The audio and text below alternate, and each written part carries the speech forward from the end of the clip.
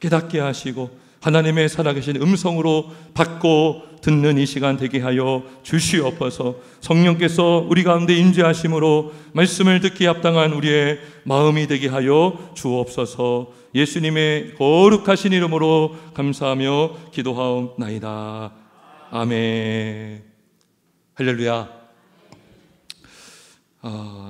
우리 대한민국은 역사적으로 많은 고난과 위기를 경험해 왔습니다.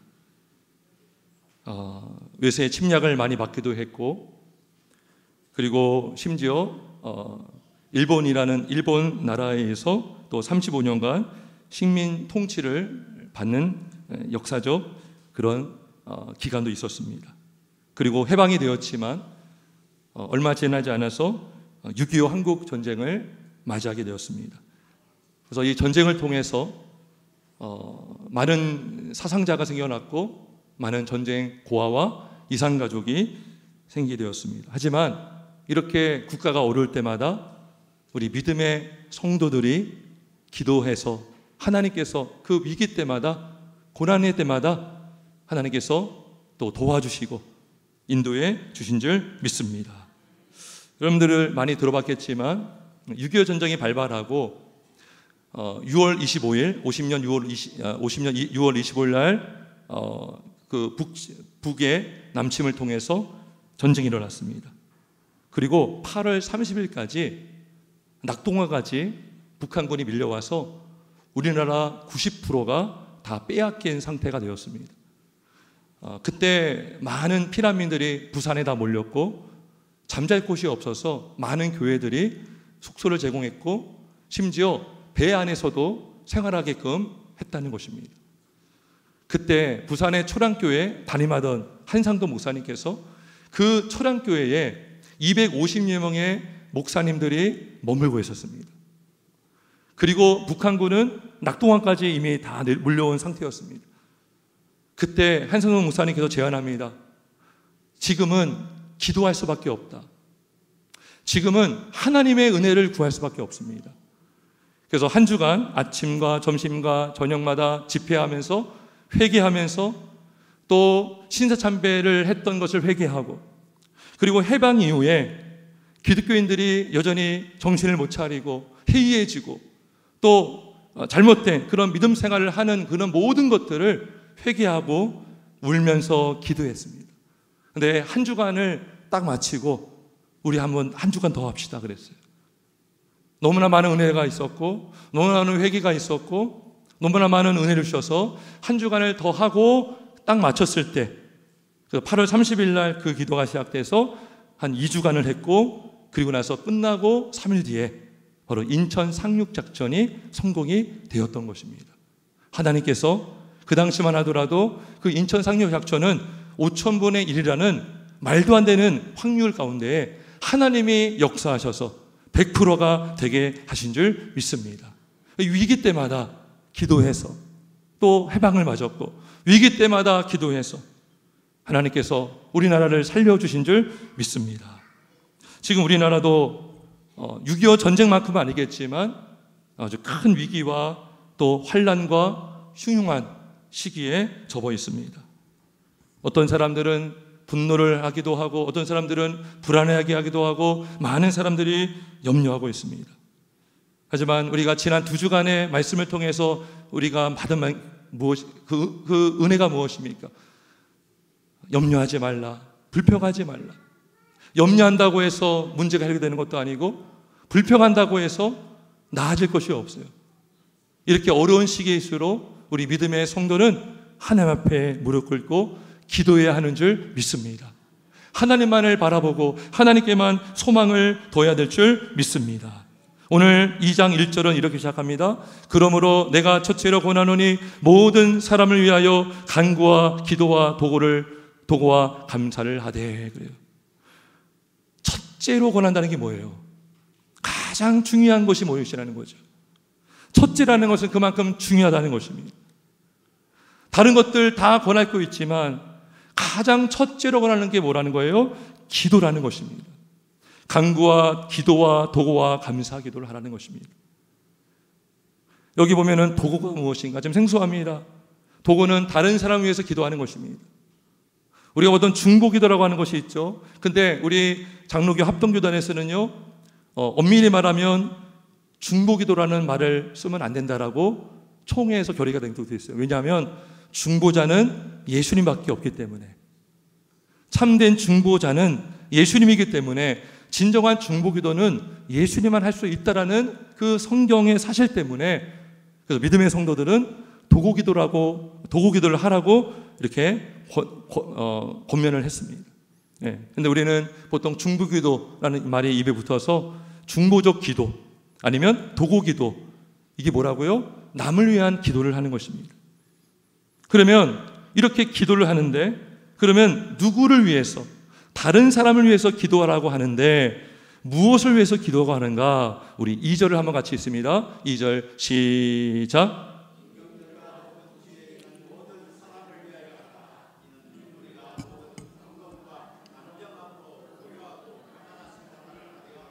아멘. 1절에서 첫째로 권하는 게 바로 기도였어요. 그리고 기도 중에서도 다른 사람을 위한 기도, 중보적 기도, 도구기도를 명령했습니다. 그런데 그러면서 가장 먼저 나오는 대상이 누구입니까? 임금들과 높은 지위에 있는 모든 사람을 위하여 기도하라라는 것입니다. 그 정도로 우리가 나라를 위해서 기도하는 것, 또 특별히 국가 위정자들 위해서 기도하는 것이 중요하다는 것입니다. 여러분, 성도랄지라도 기도하는 게 참 어려울 수 있어요. 다른 사람을 위해서 기도한다? 여러분을 위해서도 기도하십니까? 여러분의 문제 놓고들 여러분 기도하십니까? 우리가 믿음이 없잖아요. 그러면 기도 생활을 하기가 참 어렵습니다. 문제를 문제로 인식하지 못해서 안 하는 경우도 있고, 문제가 있어도 어떻게 기도해야 되는지 모르기 때문에 못하는 분들도 많아요. 그러니까 나의 문제도 기도하기 바쁘고, 내 앞에 놓인 문제 때문에, 장애물 때문에 그거 염려하느라, 신경 쓰느라 바쁜 이 상황 속에서 다른 사람을 위해서 기도한다? 국가를 위해서 기도한다? 어려울 수 있어요. 더욱이 여러분, 우리나라 국가는 대통령과 국회의원 같은 경우는 투표를 위해서 뽑혀집니다. 그런데 사람마다 지지하는 정당이 다르고 또 지지하는 후보가 다릅니다. 그래서 내가 지지하는 후보가 당선되기도 하고 내가 지지하지 않는 후보가 당선되는 경우도 있어요.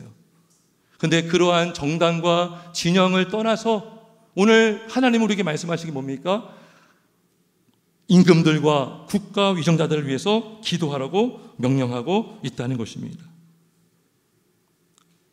디모데전서가 기록됐던 이 시기, 사도 바울은 성령의 감동을 받아서 이 디모데 전서를 기록했습니다. 여기 나오는 임금들은 그 당시에 누구였습니까? 바로 로마 황제를 말하고 있습니다. 높은 지혜에 있는 모든 사람을 위해서라. 누굽니까? 바로 그 당시에 여러 총독들을 말하고 있는 것입니다. 여러분, 그 당시에 로마 황제가 얼마나 기독교를 박해했습니까? 대표적으로 네로 황제라는 그 이름을 들어봤을 것입니다. 그 네로 황제는 기독교인들을 그렇게 많이 핍박하고 그렇게 많이 박해를 했어요. 그 당시에 로마에 큰 화재가 있었을 때 로마 황제는 정치적인 책임을 지지 않으려고 기독교인들이 불을 태웠다, 기독교인들이 방화를 저질렀다라고 유언배를 터뜨려서 많은 기독교인들이 고문을 당하고 감옥에 가고 목숨도 잃었습니다. 그런데 어떻게 황제를 위해서 기도하라고요? 그러한 위정자를 위해서 어떻게 기도합니까? 그럼에도 불구하고 오늘 하나님께서 우리에게 말씀하십니다. 임금들과 높은 지위에 있는 모든 사람을 위하여 기도하라. 오늘날로 말하면 대통령, 국회의원, 법관, 장관 등등 국가를 위해서 세워진 위정자들, 그들을 위해서 하나님은 기도하라고 명령하십니다. 그럼 왜 기도하는 게 중요합니까? 왜 국가 위정자를 위해서 기도하는 게 중요합니까? 바로 그 답은 2절에 역시 또 나와 있습니다. 우리 2절을 한 번 더 같이 읽어보겠습니다. 2절 시작.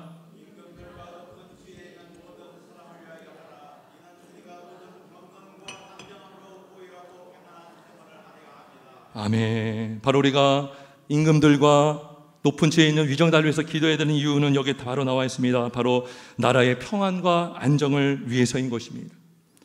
나라가 평안할 때 국민들은 고유한 평안한 생활을 할 수 있고요. 성도들은 경건한 신앙생활을 할 수 있습니다. 경건이 뭡니까? 하나님에 대한 올바른 경배하는 태도를 말합니다.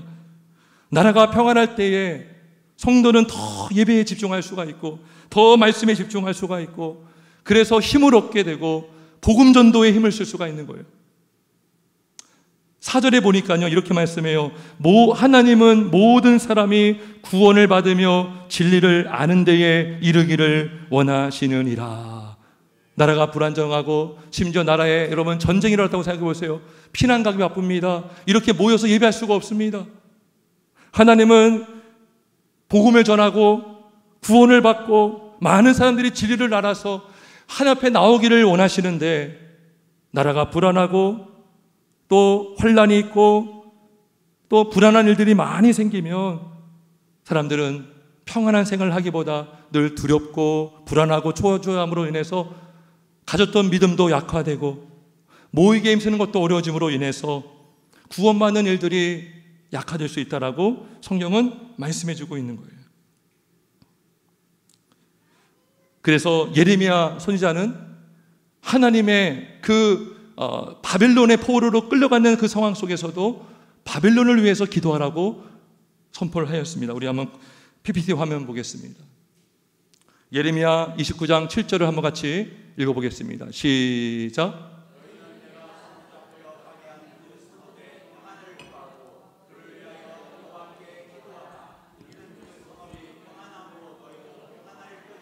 아멘. 지금 예레미야는요, 그 남유다가 북이스라엘이 먼저 아수르의 포로로 끌려갔고 아수르는 바벨론에 멸망당했습니다.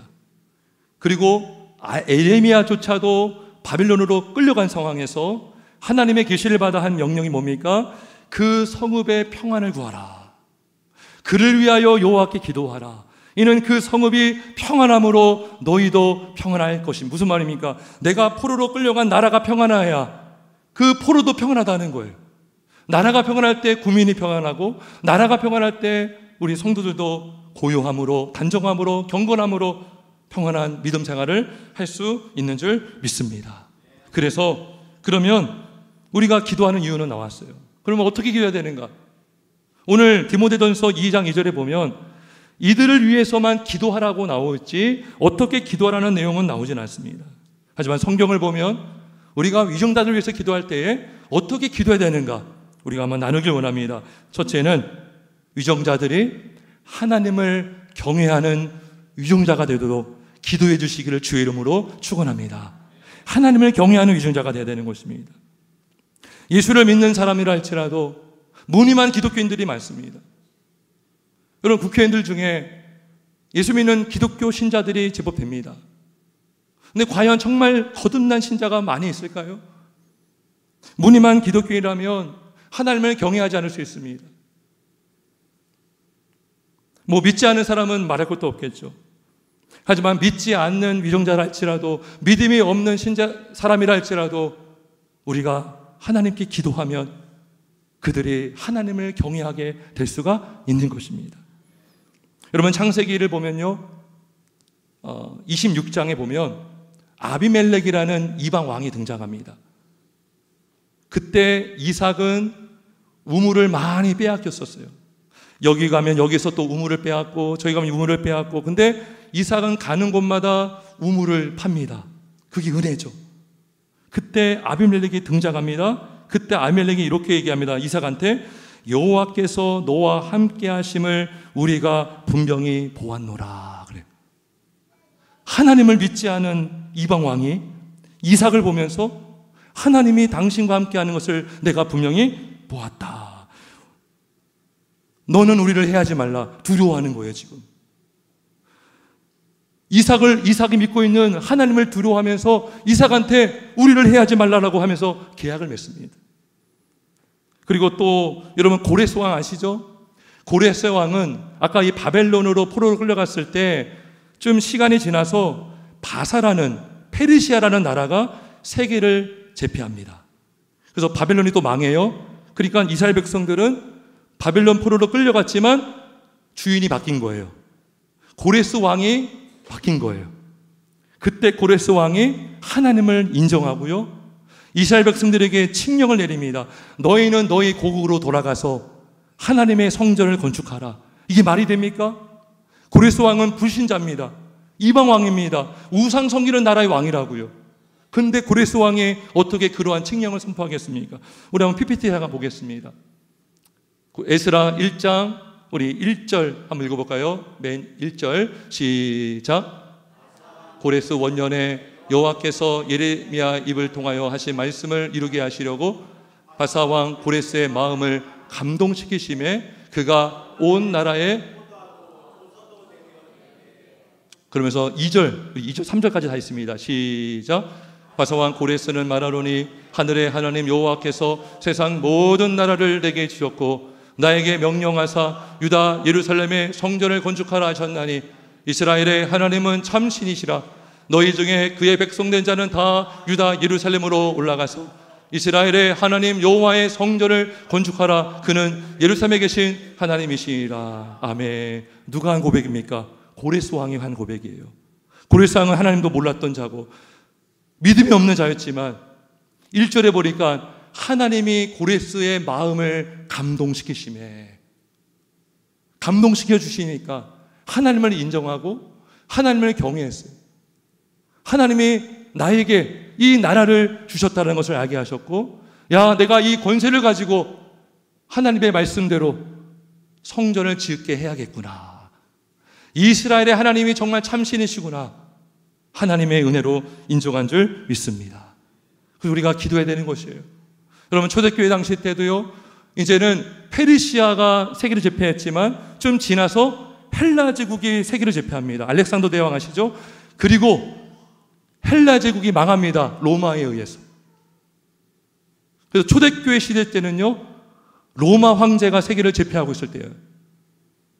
그때 여러분, 로마 황제가요, 기독교인들을 많이 받겠습니다.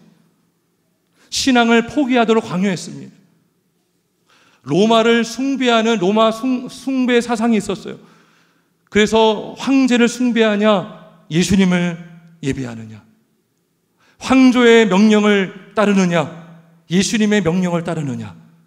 그래서 황제의 숭배를 거부하는 사람들은 다 처형을 당했습니다. 사자의 밥이 되었고요, 화형에 처하게 되었습니다. 그런데 여러분, 그때 기독교인들이 많이 기도해서 그랬을까요? 저는 기도했다고 봅니다. 콘스탄틴 대제라는 그 황제가 첫 황제 중에 기독교인이 된 줄 믿습니다. 그래서 그가요, 기독교를 공인합니다.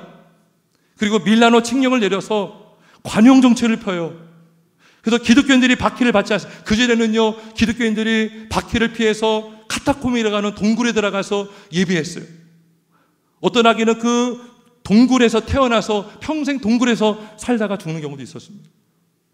그런데 콘스탄틴 대제가 기독교를 공인하고 밀라노 칙령을 내려서 이젠 기독교인들이 신앙의 자유를 찾고 예배하게 된 줄 믿습니다. 심지어 콘스탄틴 대제가요, 종교회의를 1차로 소집을 해서 그때 삼일체 하나님을 부정하는 아리우스라는 사람을 이단으로 정죄하는 데 일조까지 했어요. 그래서 그 황제를 통해서, 기독교인 된 황제를 통해서 기독교 교리가 더 단단해지고 기독교 교회가 부흥하게 된 줄 믿습니다. 그래서 우리가 위주자를 기도할 때 하나님을 경외하는 위정자가 되게 하여 주시옵소서. 하나님을 두려워할 줄 아는 하나님의 사역자가 되게 하여 주옵소서. 기도하는 저와 여러분 되시길 예수님의 이름으로 축원합니다. 두 번째로 우리가 어떻게 기도해야 됩니까? 바로 지혜를 가진 위정자가 되도록 기도해야 할 줄 믿습니다. 하나님의 지혜를 가진 위정자, 그 지혜는 바로 바른 판단력입니다. 솔로몬이 하나님께 지혜를 달라고 기도했을 때에 재판을, 내가 이 많은 재판들을 어떻게 할 수 있겠습니까? 하나님, 나에게 듣는 마음을 주시고 지혜를 달라고 기도했을 때에 하나님이 지혜를 주신 줄 믿습니다. 시편 71편 2편 1절 우리 자막을 한번 보겠습니다. 우리 한번 같이 화면을 보고 읽겠습니다. 시작.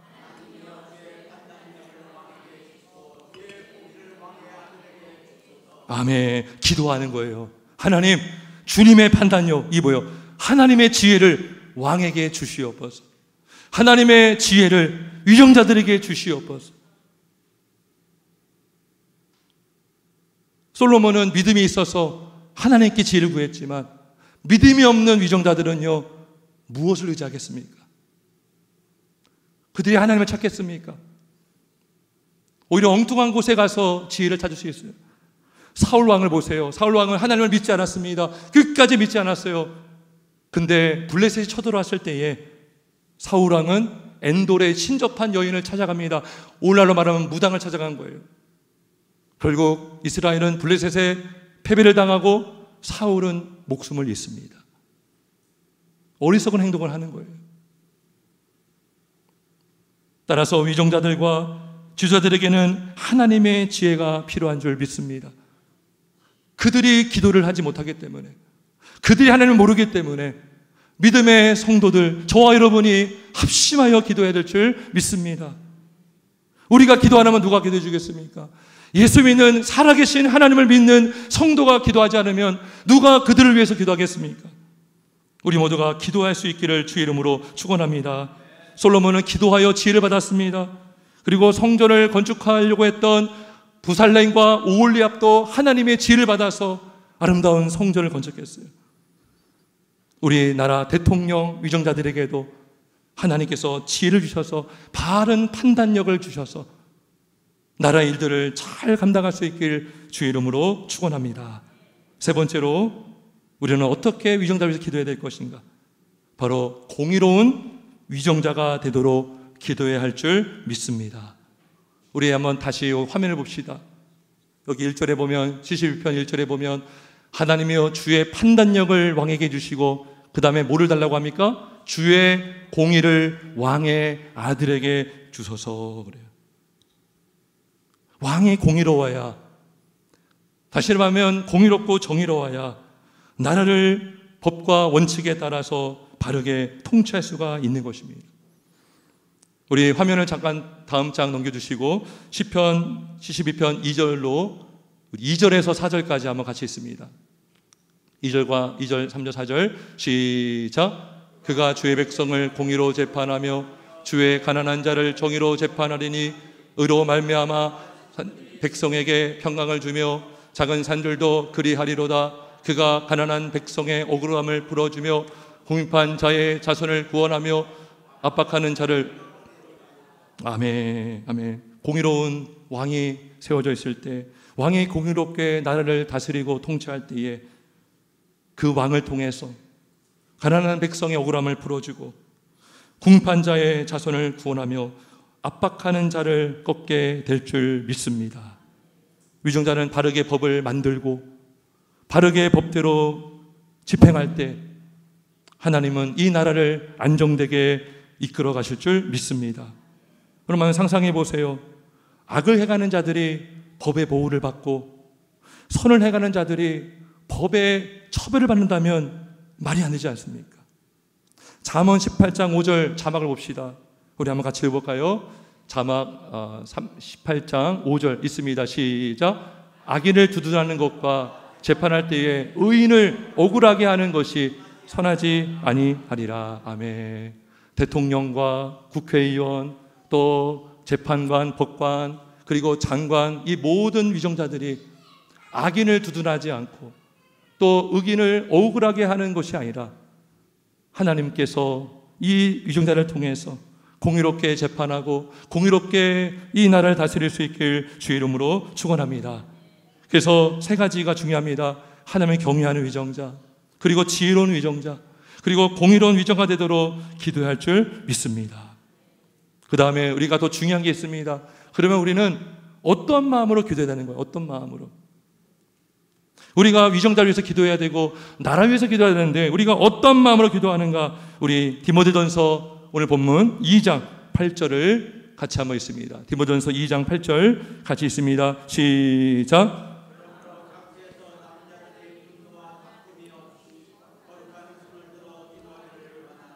네, 분노하는 마음으로 다투는 마음으로 기도할 수가 없는 거예요. 우리 마음에 분노가 가득하고 다툼이 가득하다면 여러분 기도할 마음이 없습니다. 기도할 수가 없어요. 제대로 기도할 수가 없습니다. 그래서 우리가 세 가지 마음이 필요한데 첫째는 감사하는 마음으로 기도하시기를 주의 이름으로 축원합니다. 빌립보서 4장 6절 자막을 한번 봅시다. 이렇게 말씀합니다. 아무것도 염려하지 말고 다만 모든 일에 기도와 간구로 너희 구할 것을 감사함으로 하나님께 아뢰라. 아멘. 하나님께서 말씀하셨어요. 감사로 제사하는 자가 나를 영화롭게 하리라. 하나님은 우리의 감사의 기도를 받으시는 줄 믿습니다. 우리가 감사함으로 기도할 때 우리의 기도가 하나님께 상달될 줄 믿습니다. 감사함으로 기도하는 저와 여러분 되시길 주의 이름으로 축원합니다. 두 번째로 어떤 마음으로 기도합니까? 바로 사랑하는 마음으로 기도하는 저와 여러분 되시길 예수님의 이름으로 축원합니다. 우리 한번 고린도전서 13장 1절 한번 자막을 봅시다. 그 다음 장 같이 있습니다. 시작.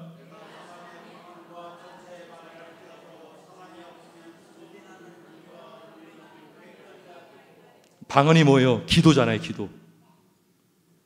기도를 아무리 잘하고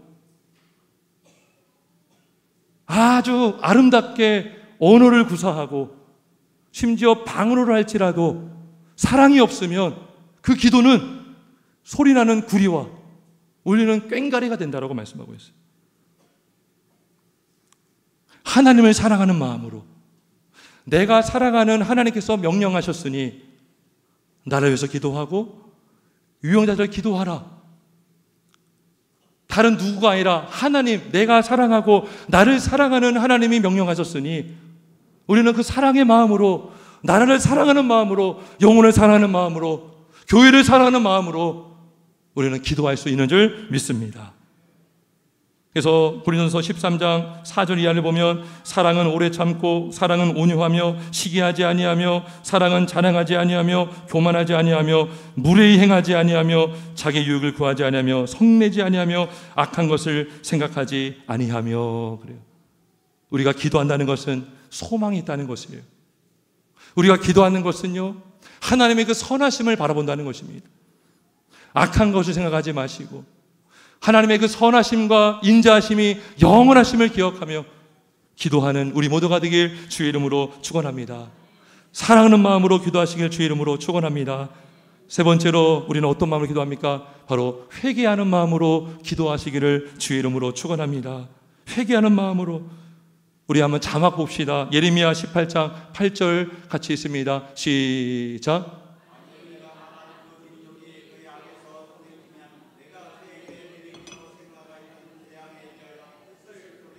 아멘. 여러분, 국가마다 얼마나 힘든 일들이 많습니까? 전쟁이 일어나고 내전이 일어나고 흉흉한 그런 상황을 맞이했을 때에, 근데 여러분 구약을 보니까요, 성경을 보니까 이스라엘 백성들이 왜 망했는가?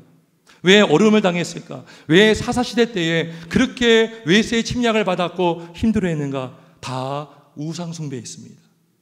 교만함이 있습니다.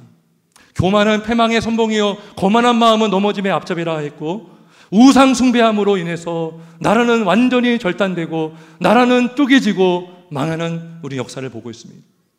솔로몬이 이방 여인들과 통혼함으로 말미암아 우상 문화가 들어왔고 나라는 북이스라엘과 남녀로 나눠졌고, 그리고 나라는 나중에 아수르와 바벨론에 멸망당했습니다. 그때 하나님께서 선자들을 세우셔서 회개를 선포합니다. 돌아와라, 돌아와라. 악에서 돌이켜라. 예레미야를 통해서도 말씀합니다. 그의 악에서 돌이키면 내가 그에게 내 일으로 내 생각하였던 재앙에 대하여 뜻을 돌이키겠다. 하나님은 말씀하십니다. 우리 한국교회 성도님들, 우리 목사님들, 믿음의 선진들께서 그 6.25 전쟁 동란 기간 동안에 초랑교회에 모여서 회개 기도했을 때에 하나님이 들으시고 응답하신 줄 믿습니다. 우리 교회를 위해서도 기도해야 됩니다. 저는 이번 한국 사회를 보면서 회개하는 마음이 들더라고요. 아, 내가 진정한 마음으로 나를 위해서 기도하지 않았구나. 형식적으로만 기도했구나. 이렇게 골마 있는 상태를 내가 모르고 내가 방관했구나. 회개하는 마음이 들었습니다. 성경에서 나를 위해서, 유정자를 위해서 기도하라고 했지만 그저 형식적으로만 내가 기도했구나. 그리고 한국교회를 돌아보게 되었고 또 우리 신학교를 돌아보면서 우리나라가 얼마나 자유주의 신학, 인본주의 신학, 교회를 다니면서도 진화론을 인정하고 동성애를 옹호하는 이 시대에 심판이 없으면 더 이상한 것이다라는 생각이 들더라고요. 하나님과 멀어진 우리의 세대, 하나님의 말씀을 그대로 믿지 않는 우리의 믿음 없음, 우리가 회개할 수 있길 주의 이름으로 축원합니다. 악에서 돌이키면 살려주십니다. 여러분, 공교롭게도 지지난주에 우리나라에 폭설이 임했습니다. 폭설. 역사적으로 그런 폭설이 낸 적이 없다고 합니다. 습설, 무거운 눈이 내려서 많이 무너졌어요. 비닐하우스도 많이 무너지고, 제 아는 목사님 교회, 오사에 있는 교회인데요, 가건물로 지은 교회인데요, 그날 목요일날 다 무너졌어요. 근데 제가 지난 주간에, 이번 주간에 새벽 기도하는데, 그리고 여기 만석공원 가잖아요. 그 송죽동에 얼마나 많은 소나무가 많습니까? 근데 많이 부러졌습니다. 많이 부러져 있어요. 땅에 그냥 널브러져 있고요. 제가 산에 가서 이렇게 가도요, 산기도 했을 때 가면 그 길이요, 다 지금 막혀 있습니다. 다 무너져가지고. 근데 기도하는데 그 모습과 우리나라의 영적 모습이 오버랩되는 거예요. 야, 이거 정말 큰일 났구나. 우리가 회개하지 않으면 더 무너지겠구나. 그의 악에서 돌이키면 내가 그에게 내리기로 생각하였던 재앙에 대하여 뜻을 돌이켰다 약속하신 약속을 믿으시기를 주의 이름으로 축원합니다. 회개만이 살 길인 줄 믿습니다. 회개하는 마음으로 우리 자신을 돌아보고 교회를 돌아보고 나를 위해서 정말 애통하는 심정으로 기도할 수 있는 우리 모두가 되길 주의 이름으로 축원합니다. 끝으로 우리가 한 가지 알아야 될 것이 있습니다. 우리가 아무리 기도해도요, 이 땅에 완전한 왕은 없습니다.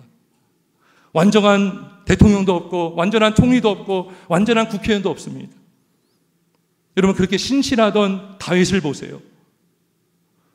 믿음의 사람이 왕이 됐습니다. 하나님의 마음에 합한 자라고 여김받았던 유일한 왕이었던 다윗이요, 간음죄를 범하고 살인죄를 범했어요. 하나님께 지혜를 받았던 솔로몬을 보세요. 완전할 줄 알았지만 그는 많은 이방 여인과 통혼함으로 우상을 끌어들이고 그 나라의 우상을 위한 산당을 지었기까지 했습니다. 무엇을 말해주는 것입니까? 사람은 우리의 해결책이 될 수 없다는 것입니다. 이 땅의 인간의 왕들은 우리의 참된 구원자가 될 수 없다는 것입니다. 나라의 생사복은 사람에게 달린 것이 아니라 오직 살아계신 하나님께 달려있음을 믿으시기를 주의 이름으로 축원합니다. 우리가 사람이 완전하지 않다고 해서 기도하지 말아야 된다는 것이 아니라 우리는 기도해야 된다는 것입니다. 하나님께서 이 나라를 살려 주시옵소서. 하나님께서 이 나라를 회복시켜 주시기를 기도할 수 있는 우리 모두가 되길 주의 이름으로 축원합니다. 우리 예수님은 어떤 분이십니까? 이 땅의 어떠한 왕들과 위정달들과 비교할 수 없는 완전하신 왕이시고 지혜의 근본이 되시며 모든 하늘과 땅의 권세를 가지신 살아계신 하나님이십니다. 공의로 이 땅을 다스리시고 마지막 날에 이 땅에 오실 때에 심판주로 오실 우리 예수 그리스도, 우리 예수님만이 우리나라의 진정한 소망이 되는 줄 믿습니다. 우리 예수님만이 진정한 이 세상의 왕이심을 믿습니다. 고린도전서 1장 30절에 말씀합니다. 예수는 하늘로부터 나와서 우리에게 지혜와 의로움과 거룩함과 구원함이 되셨으니, 이 어려운 시기에 우리는 오직 예수님께 소망을 두시길 주의 이름으로 축원합니다. 그리고 기도할 수 있길 주의 이름으로 축원합니다. 하나님, 위정자들에게 경외하는 마음을 주옵소서. 하나님을 두려워하는 마음을 주옵소서. 하나님의 지혜를 내려주셔서 바른 판단을 하게 하여 주시옵소서. 그리고 공의롭게 이 땅을 다스리고 통치할 수 있는 귀한 위정자들 되게 하여 주시옵소서. 하나님이 기도를 들으실 때에 이 땅에 다시 한번 평안을 주시고 안정을 주시고 회복시켜 주실 줄 믿습니다. 하나님께서 우리의 기도를 들으시고 한국교회 기도를 들으시고 모든 것을 합력하여 선을 이루실 줄 믿습니다. 하나님을 바라보시고 승리하시는 저 여러분 되시길 예수님의 이름으로 축원합니다. 우리 한번 기도하겠습니다.